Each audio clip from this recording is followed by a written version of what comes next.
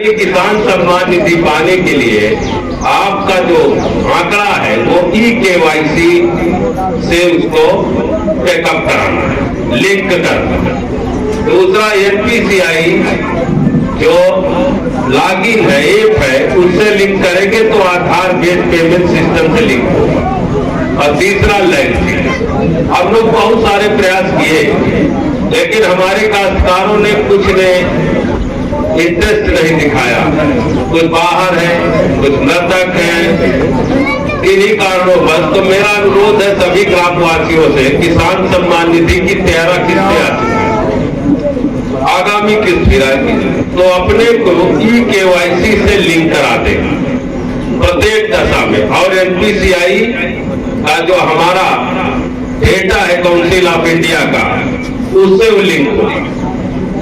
ये किसान सम्मान निधि। दूसरा, यह जो मौजूदा गवर्नमेंट है या महिलाओं को लेकर, बच्चियों को लेकर, उनके अधिकारों को लेकर, उनके ऊपर हो रहे अन्यायों को लेकर बहुत ही संवेदनशील है। अतः मेरा आपसे अनुरोध है कि जितने भी पैम्फलेट्स आपको दिए गए हैं, कृपया उन्हें संभाल कर रखिए, उनको ठीक से पढ़िए और तहसील लेवल पे जाकर अपनी एप्लीकेशन लेकर उनका फायदा उठाइए।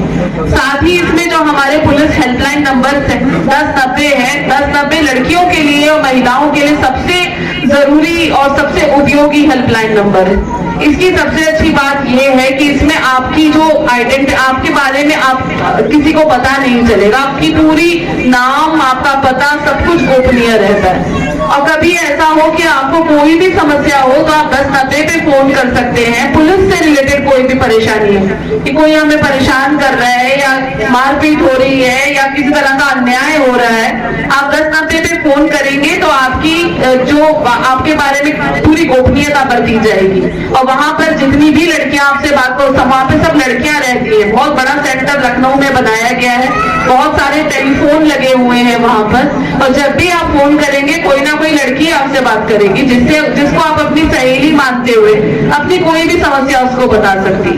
और शुरुआत में वे ये प्रयास करती हैं कि वही मुख्यालय से ही जो भी आपकी परेशानी है, जो भी व्यक्ति आपको परेशान कर रहा है, उसको फोन करके समझा दिया जाए कि वे आपको परेशान करना बंद कर दें। और अगर उसके 15 दिन बाद आपसे वो पूछेंगे फोन करके कि आपकी समस्या का समाधान हो गया है कि नहीं, और यदि ना हुआ हो तो फिर इसमें आगे अग्रेतर पुलिस कार्रवाई की जाती है। अगर 1090 आप लोग प्लीज बहुत अच्छे से याद कर लें, 1090 किसी भी मोबाइल नंबर से आप कॉल करके अपनी समस्या बता सकती हैं। साथ ही 112 नंबर के बारे में आपको पता ही है, हमें जिले में अभी और बहुत सारी 112 की गाड़ियां उपलब्ध होने वाली हैं और इन्हीं ग्रामीण अंचलों के लिए उन गाड़ियों को लाया जा रहा है ताकि बहुत कम समय में हम आप तक पहुंच सके। जो हमारा रिस्पॉन्स टाइम है वह अभी ग्रामीण क्षेत्रों में लगभग 15 मिनट का चल रहा है। इसको अभी कम करने के प्रयासों के अंतर्गत हमें 20 गाड़ियां और मिलने वाली हैं, जिसको कि हम आपके बीच भेजेंगे ताकि आपको कोई भी परेशानी हो तो तुरंत कम से कम टाइम में पुलिस आपके पास पहुंच जाए। आज तक कितने रात में निकलने से डर लगता है? रात में घर से बाहर निकलने पर किसको डर लगता है? नहीं लगता? तो माननीय मुख्यमंत्री जी के लिए ताली बजाइए।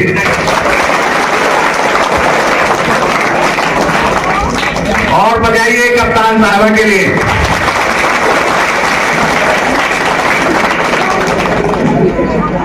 इस गांव में कितने अपराधी हैं? ऐसा कोई अपराधी जिससे आप डरते हो? कोई नहीं है? फिर माननीय मुख्यमंत्री जी के ताली बजाइए।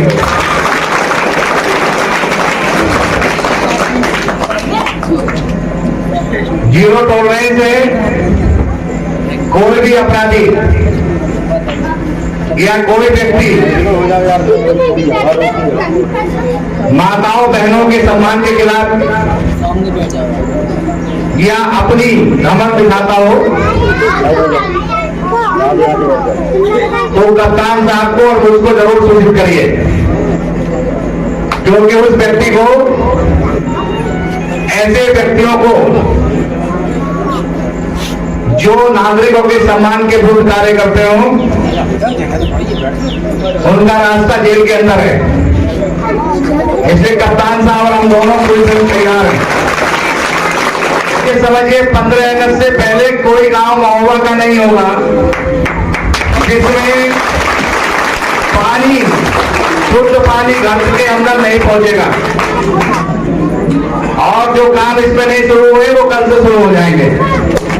जो भी व्यक्ति अंत्योदय राशन कार्ड रखता हो, जो व्यक्ति श्रमिक के रूप में दर्ज हो, जिसका पहले लिस्ट में नाम हो, या कितने व्यक्ति हैं आयुष्मान में?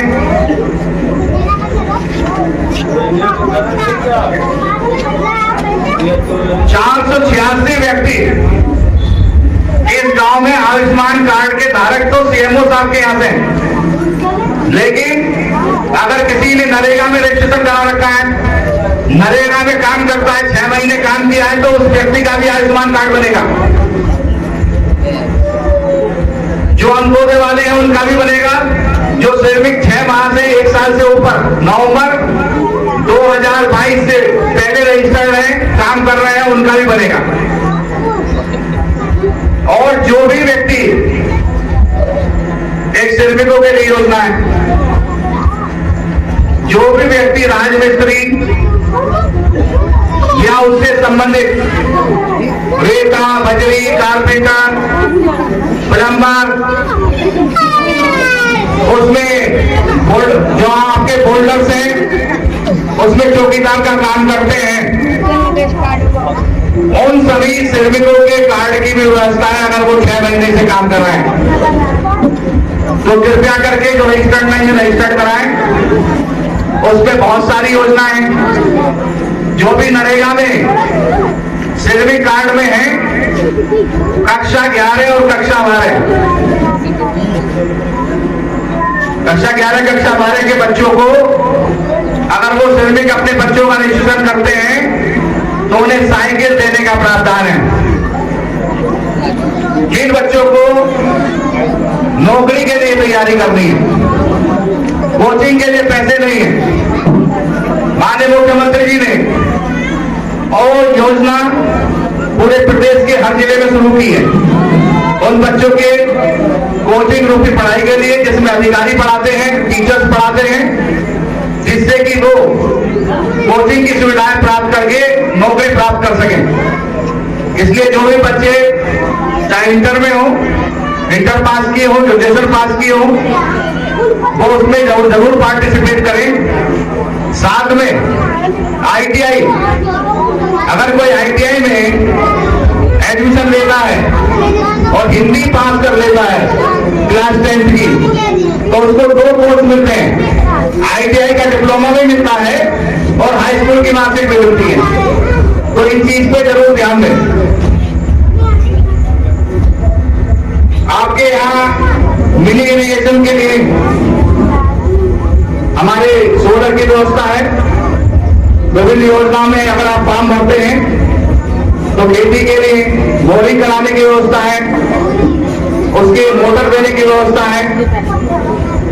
तो वो योजना कृषि विभाग में जो यहाँ के कृषि के अधिकारी हैं उनको सीधे साथ निर्देशित करें कि उसका कैंप कर लगाएं। तो कृषि बीमा में अगर आपको 2 जगह से भर दिया है तो वो निरस्त हो जाता है। कुछ ने 3 जगह से भरा, वो भी निरस्त हुआ।